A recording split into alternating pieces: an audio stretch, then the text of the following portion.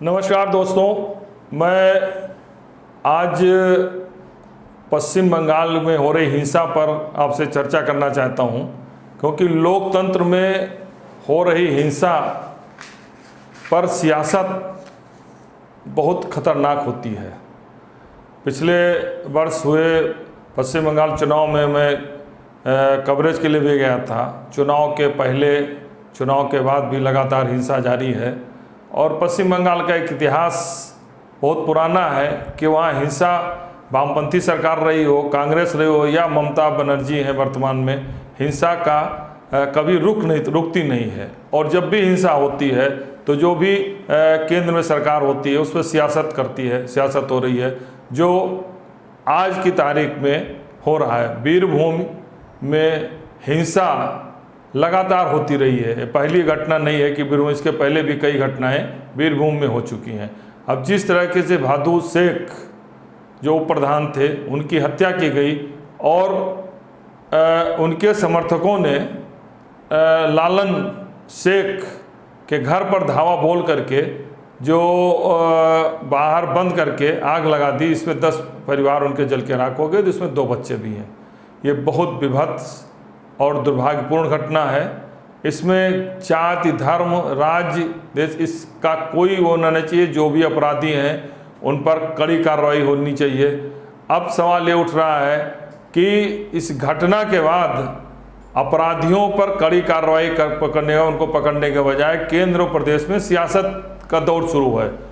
ममता बनर्जी राज्यपाल और केंद्र सरकार पर आरोप लगाती हैं कि उनको सरकार को अस्थिर करने के लिए प्रयास किया जा रहा है, जबकि भारतीय जनता पार्टी प्रदेश में बढ़ रही हिंसा की घटनाओं को देखते हुए राष्ट्र प्रशासन की मांग करती है। ठीक है, ये राजनीतिक होती है, होती रहेगी और ये कभी कम नहीं होगा, लेकिन जिस तरह से पश्चिम बंगाल में घटनाएं हो रही हैं और कम नहीं हो पा रही हैं, वो बहुत ही चिंता का विषय है। केंद्रीय गृह मंत्री अमित शाह से लेकर के राज्यपाल सभी के बयान आ रहे हैं, दूसरे राजनीतिक दलों के बयान आ रहे हैं, लेकिन यहाँ सबसे बड़ी चिंता की बात है कि हिंसा पर कार्रवाई करने के बजाय पार्टियों और के आधार पर बढ़ते हैं। कौन भाजपा का समर्थक है या कौन जहाँ जिस राज्य में घटना हो रही है या ममता का कौन समर्थक है, इस बीच में बढ़ता है। यह लोकतंत्र के लिए उचित नहीं है।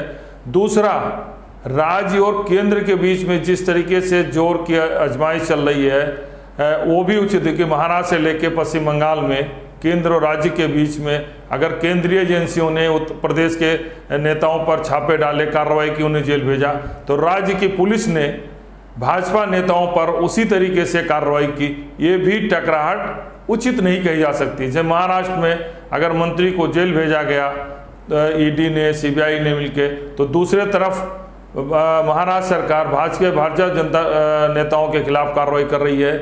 यह सब लोकतंत्र के लिए बहुत उचित नहीं कहा जा सकता है। सियासत है, सियासत करें, जन समस्याओं को लेकर करें, जनता के मतलब जो है अपनी नीति, जनता की आवश्यकताओं को लेकर करें, सरकार के उन नीतियों को लेकर करें जो जनता विरोधी हों, जन विरोधी हों, लेकिन हिंसा पर कार्रवाई पर सियासत एक कतई उचित नहीं कहा जा सकती। और जिस तरीके से देश में भारतीय जनता पार्टी केंद्र में सरकार में आने के बाद पिछले 7 सालों से केंद्र और राज्यों के बीच में टकराहट बढ़ रही है, हिंसा पर सियासत हो रही है, ये आने वाले दिनों में और खतरनाक रूप लेगी। इसलिए इस पर कार्रवाई होने के साथ साथ ये भी होना चाहिए कि केंद्र और राज्य दोनों सरकारों को संयम बरतना चाहिए। अपराधियों को कार्रवाई करके ऐसा सबक सिखाना चाहिए जिससे कि अगली मतलब दूसरी हिंसा करने के लोग डरें, लेकिन हो ऐसा नहीं रहा है। बचाव में अपने अपने तरीके से वोट बैंक को देखते हुए पक्ष और विपक्ष, केंद्र और प्रदेश सरकारें आती हैं, ये उचित नहीं कहा जा सकता है। धन्यवाद।